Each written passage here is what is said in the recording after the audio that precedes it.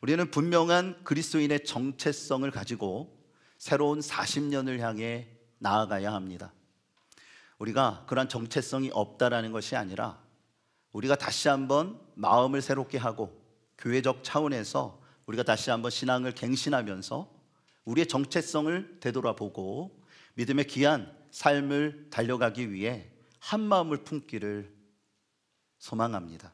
이 시간 우리가 두 번째 나눌 정체성은요, 거룩한 사람입니다. 바울은 거룩한 사람이 되기 위해서는 반드시 죽여야 할 것이 있다. 곧 땅에 있는 지체를 말합니다. 옛사람의 죄성을 죽일 때에 우리는 거룩한 사람으로 이 세상을 살아갈 수 있게 된다는 거죠. 그러지 않으면 무서운 경고를 합니다. 하나님의 진노가 임할 것이다. 이렇게 또한 바울은 권면하며 주님의 백성다운 삶이란 무엇인지를 다시 한번 되새기게 합니다. 우리가 방금 전에 읽었지만 5절 말씀을 다시 한번 의미를 생각하면서 우리가 죽여야 할 5가지의 요소들을 다시 한번 살피면서 5절 말씀을 읽어보도록 하겠습니다. 5절을 다시 함께 읽습니다. 그러므로 땅에 있는 지체를 죽이라. 곧 음란과 부정과 사욕과 악한 정욕과 탐심이니 탐심은 우상 숭배니라. 아멘. 그렇습니다. 이 5가지의 요소가 있다 분명하게 밝히고 있죠. 이것을 3가지의 범주로 나눌 수가 있습니다. 이 3가지의 범주, 우리가 함께 이 시간 그것이 무엇인지를 살피고 나에게는 그런 요소가 없는지, 또한 이러한 요소들을 우리는 어떻게 처리하고 거룩한 사람으로 살아가야 될 것인지 함께 나누도록 합니다. 첫 번째 범주는 뭐냐면 돈입니다. 돈에 대한 죄성을 죽여야 한다는 것입니다. 우리 함께 따라합니다. 돈에 대한 죄성을 죽여야 합니다. 자, 오늘 본문에 보면 돈에 대한 속성들이 나오는데 3가지입니다. 부정과 사욕과 탐심이다 말씀하고 있습니다. 부정은 많은 돈을 벌기 위해서 부도덕적인 행위를 일삼는 것. 하나님의 말씀이 우리를 가르치고 교훈합니다. 하나님의 백성다운 삶, 그것은 뭡니까? 물질을 사랑하기보다 하나님을 바라보고 또한 우리에게 허락하신 대로 우리는 여러분 주인이 아니라 청지기가 돼야 합니다. 청지기로서 선용하며 우리가 믿음의 삶을 살아가라 분명히 말씀하셨건만 그것을 어기고 우리에게 주신 첫 번째의 분명한 그 분별력이 있습니다. 그게 뭐냐면 우리의 양심입니다. 말씀에 따른 그 양심에 우리가 위배되는 일을 행해서는 안 되는데 이것이 하나의 정말 부도덕한 행위와 모습으로 드러나게 된다라면 하나님이 기뻐하시는 모습이 될 수 없다라는 것입니다. 이것이 뭐냐? 부정입니다. 사욕은 잘못된 욕망을 통제하지 못해서 더 큰 죄를 저지르게 되는 이런 모습을 말하죠. 탐심은 무엇일까요? 탐심은 바로 이 부정과 사욕의 근원을 말합니다. 이 탐심에서 모든 것들이 비롯된다라는 겁니다. 자, 이 3가지를 우리가 살펴볼 때 초점이 한 가지로 모여집니다. 그게 뭐냐면 오직 나 자신에게 집중되는 것입니다. 나를 위해서 돈을 벌고 내가 원하는 기쁨과 만족을 위해서 물질을 취하는 것.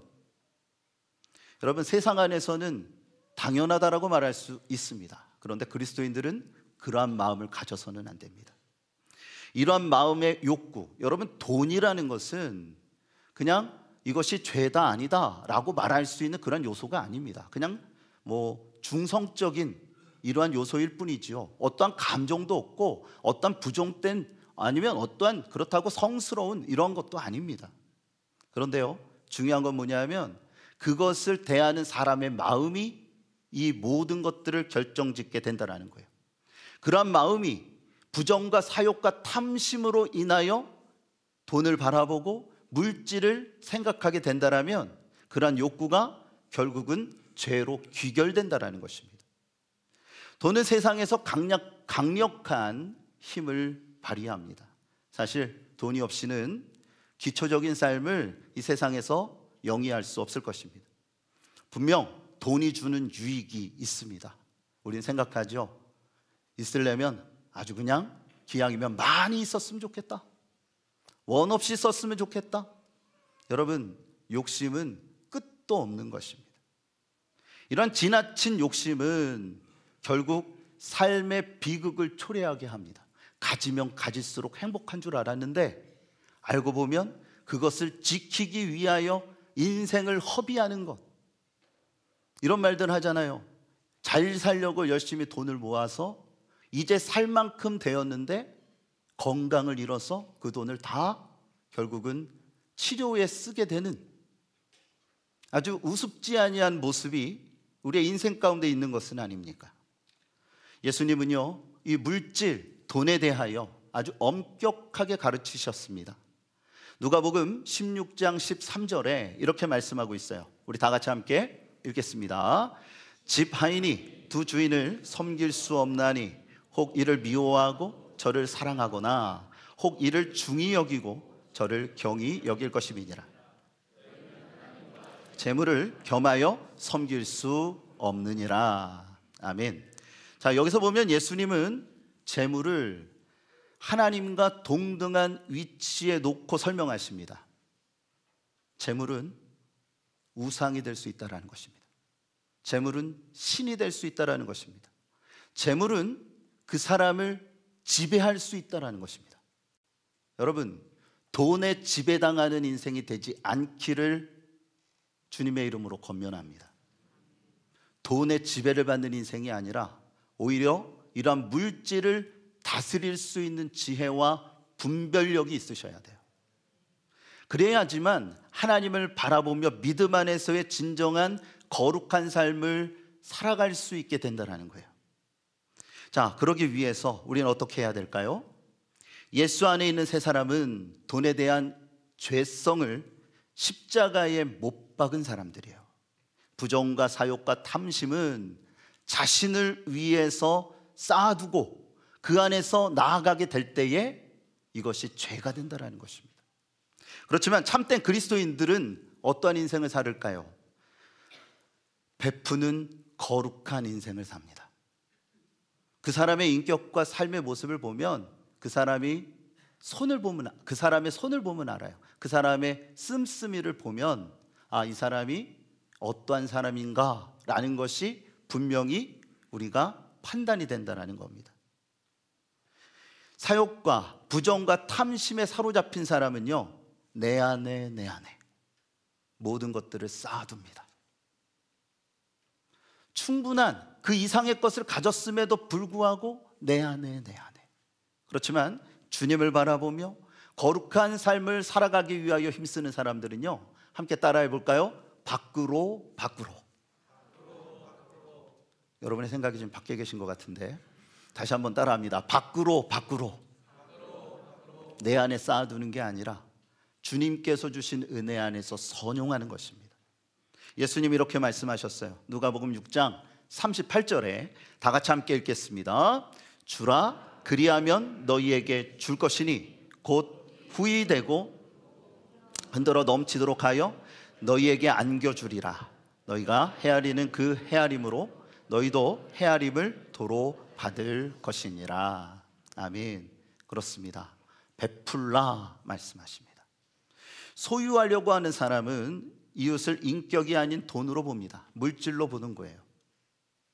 그래서 이 사람을 판단할 때, 이 사람에 대하여 생각할 때 나한테 유익을 주느냐 그렇지 아니한 사람이냐를 판단하게 됩니다. 사람을 인격으로 바라보는 게 아니에요. 그러나 베푸는 사람은 그 사람을 사랑의 대상으로 봅니다. 주님께서 나에게 주신 은혜대로 나 또한 그러한 인생을 살아가리라. 그런데 여러분, 여기에서 주의해야 될 게 있어요. 믿음의 삶을 살 때 여기서 베풀라라고 한다라는 그 의미를 갖다가 우리가 착각해서는 안 됩니다. 그 안에서 혼돈을 가져서는 안 돼요. 무조건적인 베품이 아닙니다. 주님의 은혜 안에서 분별력을 갖고 행하는 것입니다. 여러분, 오해 없이 들으셨으면 좋겠어요. 교회 안에서의 믿음의 관계성은 비즈니스가 아닙니다. 교회 안에서의 관계성을 가질 때 이 사람을 비즈니스라는 게 뭐예요? 나의 유익을 위하여, 나의 어떤 관계성을 위하여 행해지고 만들어지는 관계예요. 믿음의 관계가 아니라는 것입니다. 이 사람 어떻게 이용할까? 이 사람에게 있어서 어떠한 것을 얻어낼까? 그러한 관계성을 갖고 교회 안에서 신앙의 삶을 살아가서는 안 된다는 것입니다. 수많은 교회가 어려움을 당하는 것은 뭐냐면 물질에 대한 문제입니다. 여러분 절대로 교회 안에서 개를 들지 마십시오. 예를 든다면 교회 안에서 어떤 물질에 대한 관계성을 갖지 마십시오. 교회를 병들게 하고 그 관계성을 시험에 들게 만드는 것입니다. 교회 안에서는 진정한 믿음과 신앙 안에서의 사랑만 있으면 돼요. 그 안에서의 진정으로 사랑하고 베푸는 마음만 있으면 되는 것입니다. 주님이 주시는 말씀은 무조건적인 베품이 아닙니다. 그 안에서의 진정한 믿음과 신뢰를 통한 베품, 하나님께서 주시는 은혜를 갖고 그 은혜를 함께 선용하며 나누는 진정한 관계성에 의한, 그 바탕에 의한 그 사랑의 관계성, 그 안에서 이루어지는 결실을 말하는 거예요. 그런데 세상 사람들, 또한 이 세상의 악한 세력들은요, 이것을 이용하고 이것을 통해 교회를 흔든다라는 것입니다. 여러분, 이러한 죄성이 우리 가운데 있지는 않습니까? 우리 가운데 유혹으로 다가오는 것은 아닙니까? 바라기는 주님 안에서 온전한 믿음과 순수한 신앙과 진정한 사랑의 관계성을 통하여 이러한 죄성이 있다면 끊어내고 예수의 이름으로 새롭게 세워지고 하나님의 영광을 드러내는 복된 인생이 되어지시기를 주님의 이름으로 축복합니다. 두 번째는 뭐냐면 성에 대한 범주입니다. 성에 대한 죄성을 죽여야 한다는 거예요. 함께 따라합니다. 성에 대한 죄성을 죽여야 합니다. 본문에서 성에 대한 속성들을 세 가지를 말할 수 있어요. 음란과 악한 정욕과 사욕, 이것을 의미합니다. 성경에서 성은 신성한 것입니다. 그런데 문제는 뭐냐면 그것이 잘못 사용될 때에 나타나게 된다는 거예요. 자, 두 가지 차원에서 생각할 수가 있습니다. 먼저는 사회적인 측면을 볼 수 있어요. 이 세상 안에서 여러분 사회 뉴스면을 보십시오. 끊임없이 등장하는 것이 뭐냐면 성폭력과 어떤 동성애와 같은 성적 이슈들이 매일 끊임없이 나타나고 있습니다. 이 범죄들은 더욱 지능적으로 발전하고 있어요. 잘못된 성인식과 권력으로 자행되는 성폭력, 이런 것들은 오랜 세월 동안 수많은 여성들을 또한 사람들을 괴롭히고 고통을 주었습니다. 또한 동성애에 대한 이런 논란은 지금도 매우 치열합니다. 이를 합법화하려는 이러한 세력들의 움직임, 여러분 동성애는 분명 잘못된 거예요. 이후 여하의 여러 가지의 법적인 평등법과 여러 가지의 많은 것들을 이야기하지만 본질을 우리는 생각해야 되고 본질을 놓쳐서는 안 돼요. 동성애는 잘못된 것입니다. 이런 움직임은 그리스도인들이 저지해야 될 분명한 시대적 사명이에요. 개인적인 측면은 어떠합니까? 오늘 본문에서 음란과 악한 정욕 이렇게 이야기하죠. 이것은 결혼 이외의 성적인 관계를 통해 타락한 모습과 결과들을 뜻하는 것입니다. 이런 모습은 인간이 존재하는 모든 사회 속에서 나타나고 있습니다. 성경을 보면 여러분 다윗이라는 위대한 왕을 잘 알고 계십니다. 그런데 그가 저지른 이러한 잘못이 있죠. 무엇입니까? 우리아의 아내였던 밧세바를 취한 것입니다. 불륜을 저지른 거예요. 왕이니까 그럴 수도 있지요. 그 당시만 해도 왕은 여러 명의 아내들을 두고 있지 않았습니까? 이렇게 말할지 모르겠지만 여러분, 이것은 분명히 잘못된 것입니다. 자기의 충신이에요. 충신. 그것도 전쟁터에 나가서 생명을 걸고 국가를 위해서 싸우는 자신의 부하입니다. 그 아내를 취한 거예요. 그렇게 훌륭했던 다윗도 정욕을 참지 못하고 엄청난 죄를 지었다라는 거예요. 그 누구도 안심해서는 안 됩니다. 여러분, 여기서 우리가 알 수 있는 게 뭘까요? 죄는 더 큰 죄를 생산해 낸다라는 것입니다. 우리가 거짓말을 하잖아요. 그러면 그 거짓말을 덮거나 합리화하기 위해서 더 큰 거짓말을 합니다. 거짓말의 횟수가 늘어나면 늘어날수록 죄는 더욱 커지는 것입니다. 이것이 덮이는 게 아니에요. 현명한 이러한 사람들, 이러한 그리스도인들은 어떻게 해야 되겠습니까? 이것이 지각되고 깨닫게 되었을 때 거기에서 멈춰야 돼요. 인정해야 합니다. 부끄럽다 할지라도 인정하는 것이 용기가 있는 것입니다. 그리고 회개해야 합니다. 또 다른 일이 반복되지 않도록 주님 앞에 능력과 은혜를 구해야 합니다. 이것이 바른 모습이에요. 그렇다면 이러한 성적인 이러한 욕구와 문제들, 우리는 어떻게 대해야 할까요? 오늘 본문은 데살로니가전서 4장 3절에서 6절의 말씀에 이렇게 말씀하고 있습니다. 우리 함께 읽겠습니다. 하나님의 뜻은 이것이니 너희의 거룩함이라 곧 음란을 버리고 거룩함과 존귀함으로 자기의 아내 대할 줄을 알고 하나님을 모르는 이방인과 같이 세욕을 따르지 말고 이 일에 분수를 넘어서 형제를 해하지 말라. 이는 우리가 너희에게 미리 말하고 증언한 것과 같이 이 모든 일에 주께서 신원하여 주심이라. 아멘. 뭐라고 말씀합니까? 하나님의 뜻은 이것이니 너희가 거룩해지기를 원하신다라는 거예요. 하나님은 우리가 거룩한 사람, 그러한 정체성을 지키기를 원하십니다. 그러기 위해서는 음란을 버리라. 각각 자신의 배우자들을 거룩함과 존귀함으로 대하라. 나의 소유가 아닙니다.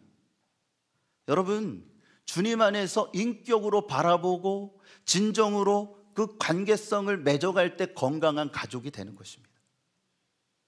여기에 보면 또 하나님을 모르는 이방인과 같이 세욕을 따르지 말라. 그 당시에 이방의 신들, 구약을 보면 이런 모든 부분들을 알 수가 있죠. 그 이방인 신전에는 창기들, 창녀들, 이러한 사람들이 존재했습니다. 왜냐하면 제의적인 차원에서 그들이 신을 숭배하는 그 과정 가운데 이러한 음란한 일들이 벌어졌다라는 거예요. 이러한 영향력을 끊고 그러한 것들의 영향력을 받는 것이 아니라 이러한 것들을 끊고 어떻게 해요? 거룩하게 살아가야 한다는 것입니다. 여러분, 예수 안에 있는 세 사람은 성에 대한 죄성을 십자가에 못 박고 주님 안에서 거룩하게 살아가는 사람들이라는 것입니다. 거룩함을 추구하십시오. 거룩하기 위하여 힘쓰십시오. 그런 사람은 순결을 지킵니다. 영적인 순결과 육적인 순결을 지킨다라는 거예요. 왜곡된 사랑은 성을 상품화해서 소유하려고 합니다. 그러나 진실한 사랑은 서로를 인격체로 바라보고 어떻게 해요? 거룩함과 존귀함으로 대한다라는 것입니다. 여러분, 그러한 믿음의 사람, 하나님께서 기뻐하시는 분별된 믿음의 귀한 인생을 살아가실 수 있는 저와 여러분들이 되어주시기를 주님의 이름으로 축복합니다. 마지막 세 번째는 권력입니다. 권력에 대한 죄성을 죽여야 합니다. 우리 함께 따라합니다. 권력에 대한 죄성을 죽여야 합니다. 오늘 본문에서 권력에 대한 속성은 탐심이라고 말할 수 있습니다. 탐심. 그런데요, 우리가 앞에 살펴보았던 음란과 부정과 사욕과 악한 정욕은 탐심으로부터 비롯되고 그 안에 다 포함되는 것입니다. 바울은 탐심을 뭐라고 말합니까? 우상 숭배다라고 말하고 있습니다. 권력은 대부분 관계성을 통해서 나타납니다. 이것은 어린아이든 어른이든 관계없이 모든 상황 속에서 드러납니다. 아이들을 살펴보면 아이들 사이에서도 서열이라는 게 생깁니다. 덩치가 크거나 힘이 센 사람들, 이런 아이들 자신도 모르게 권력을 행사합니다. 학생들은 어떻습니까? 일진, 짱, 뭐 이런 말들이 있죠. 이러한 단어들이 권력의 다른 이름들이에요. 어른들은 어떻습니까? 요즘 아주 그냥 이슈화되는 아주 중요한 한 단어가 있죠. 뭘까요? 갑질입니다. 갑질. 직장에서, 또한 여러 가지의 관계성 안에서, 심지어는 교회 안에서 갑질이라는 것이 등장을 하고, 이루 말할 수 없는 권력의 힘으로 찍어 누르는 이러한 모습들이 이 사회 안에 아직도 만연되고 있습니다. 이처럼 사람들의 관계 속에서 권력은 항상 존재해 왔다라는 것입니다. 예수님의 제자들도 별반 다르지 않았죠. 제자들의 관심은 뭐냐면, 예수님이 왕이 되시면 누가 예수님의 가장 가까운 자리에 앉는가, 우리들 중에 가장 큰 자가 누구일까, 그것을 놓고 논의하고 심지어는 논쟁을 벌입니다. 요한과 야고보의 어머니였던 살로메는 자신의 아들들을 높은 자리에 앉혀달라고 예수님께 다가가 청탁까지 하는 일이 벌어집니다. 이런 모습은 인간의 탐심에서 오는 거예요. 아담과 하와도 마찬가지죠. 에덴 동산에서 하나님께서 분명히 선악을 알게 하는 과실을 취하지 말라 말씀하셨건만 그들은 뱀의 꼬임, 그 사탄의 꼬임에 넘어갑니다. 왜요? 거기에 보면 탐스럽게 보였더라. 탐심이 작동했기 때문입니다. 결국 원죄가 되어지는 불순종의 엄청난 죄가 그들의 삶 가운데 이루어지게 됐다라는 거예요. 그렇다면 우리는 어떻게 해야 될까요? 주님은 이렇게 말씀하십니다. 논쟁하고 있는 그들의 민낯을 보시면서 마가복음 9장 35절에 이렇게 말씀하셨어요. 우리 다 같이 함께 읽겠습니다. 예수께서 앉으사 12 제자를 불러서 이르시되 누구든지 첫째가 되고자 하면 무사람의 끝이 되며 무사람을 섬기는 자가 되어야 하리라 하시고. 아멘. 첫째가 되기를 원하느냐? 세상에서는 그것만 바라보고 달려가라. 경쟁자를 밟고 일어서야 된다. 그렇게 말하지만 하나님의 나라는 그렇지 않다. 밑으로 내려가라. 가장 낮은 곳에서 섬겨라. 그 당시에 발을 닦는 일을 하는 것은 종들이 하는 것입니다. 노예 중에서 가장 어린 노예가 행하는 것이 주인의 발을 닦는 거예요. 그런데 예수님 어떻게 하십니까? 선생이신 주님이 모든 권위를 내려놓고 제자들의 발을 씻어주셨어요. 언제요? 십자가의 길을 가시기 전에. 뭐라고 말씀하십니까? 내가 행했던 것처럼 너희도 서로의 발을 씻겨야 한다. 이것이 나의 제자의 모습이다. 여러분, 섬기는 것, 낮아지는 것, 그러한 사람을 하나님이 높이십니다. 세상에서 내가 높아지기 위하여 어떠한 학원에 가고 그에 따른 여러 가지의 많은 일들을 쫓아 행해야 된다라고 가르치지만 주님은 그렇지 않으셨어요.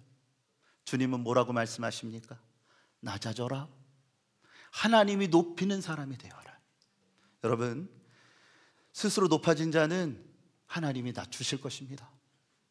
그러나 하나님이 높이시는 자는 세상의 그 어떠한 권력과 힘과 사람이 그 사람을 낮출 수 없습니다. 예수 안에 있는 세 사람은 권력의 이러한 죄성을 십자가에 못 박은 사람들이에요. 참된 그리스도인들은 겸손히 섬기는 거룩한 사람들이었다라는 것입니다. 성경의 위대한 인물들을 보십시오. 낮은 곳으로 낮은 곳에서부터 섬기는 그들의 모습, 예수님께서 그 본을 보여주셨습니다. 이렇게 말씀하십니다. 인자가 온 것은 섬김을 받으려 함이 아니라 도리어 섬기려 하고 자기 목숨을 많은 사람의 대속물로 주려 함이라. 이렇게 말씀하셨어요. 그리고 어디로 가셨어요? 십자가로 가신 것입니다. 우리는 주님의 이러한 모습을 본받아야 한다는 거예요. 역사가 요세푸스라는 사람이 있습니다. 이 사람은 1세기의 아주 중요한 기록들을 우리 가운데 남겨주었는데요, 거기에 보면 한 가지 재미있는 일화가 있습니다. 홍수 심판을 겪었던 노아와 그 아들들, 노아의 아들들은 아무래도 트라우마가 있었던 것 같아요. 하나의 염려였겠죠. 그래서 혹시 하나님 분명히 말씀하셨잖아요. 물로 너희를 다시는 심판하지 않겠다. 그리고 뭐를 보여주셨어요? 그 증표로 무지개를 보여주셨잖아요. 그런데 저들이 어떻게 행했냐 하면, 혹시 또 모르지 않냐, 또 홍수가 일어날 수도 있으니 그 두려움에 높은 곳에 집을 지었어요. 높은 곳에 집을 지으니 운동은 자동으로 됐을 겁니다. 그렇죠? 그런데 너무 불편한 거예요. 시간이 지나갈수록 홍수가 일어나지 않을 것 같다라는 마음이 확신이 드는 거예요. 그래서 서서히 내려옵니다. 평지에 내려가서 살기 시작합니다. 그리고 홍수에 대한 두려움이 완전히 사라지자 이 노아의 아들들은, 그의 후손들은 어떠한 일을 행합니까? 하나님께 대항하여 바벨탑을 쌓았다라는 거예요. 무엇을 이야기합니까? 여러분, 이러한 인간의 뿌리 깊은 죄성을 보여주는 거예요. 하나님의 심판과 하나님께서 주시는 분명한 경고와, 그럼에도 불구하고 그들은 은혜를 입어서 생존했건만 이 모든 것들을 망각하고 어떻게 합니까? 죄성에 따라 하나님을 대항합니다. 이 모습이 노아의 아들들의 모습뿐 아니라 사실 우리의 모습이 아닙니까? 나도 모르게 신앙의 이러한 경각심을 받아들이지 못하고, 때로는 연약하여 무너지고, 때로는 오해하고, 때로는 넘어집니다.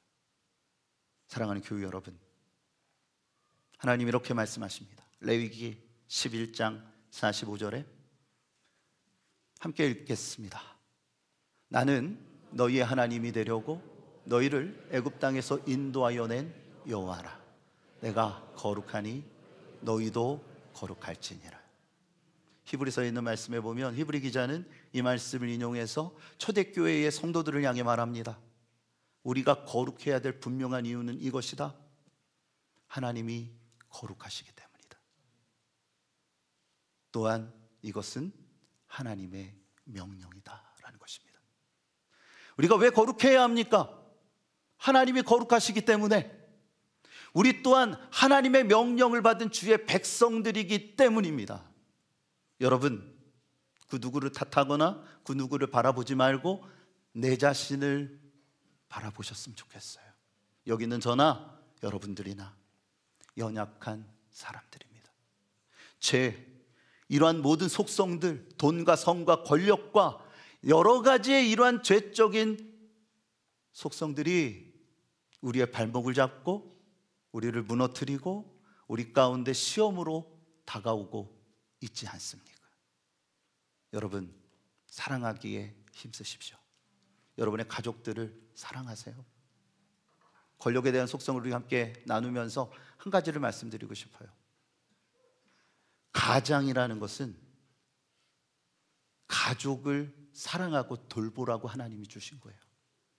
가장의 역할을 주신 거예요. 소유물이 아닙니다. 여러분의 배우자가 여러분의 소유물이 아니에요. 여러분의 자녀들이 여러분의 소유물이 아니에요.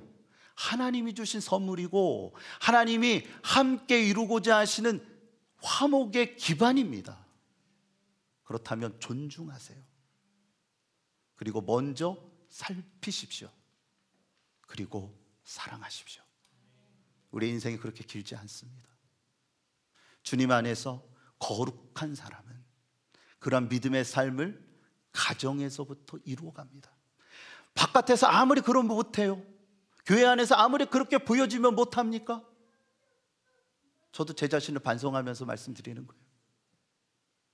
여러분, 여러분의 가정이 천국이 돼야 돼요. 여러분의 가정이 행복한 가정이 돼야 돼요. 여러분, 그러한 거룩한 사람, 하나님께서 기뻐하시는 믿음의 사람, 항상 깨어서 주님께서 원하시는 믿음의 길을 걸어가는 우리 사랑하는 성지의 모든 교우들이 되어지시기를 예수 그리스도의 이름으로 축복합니다.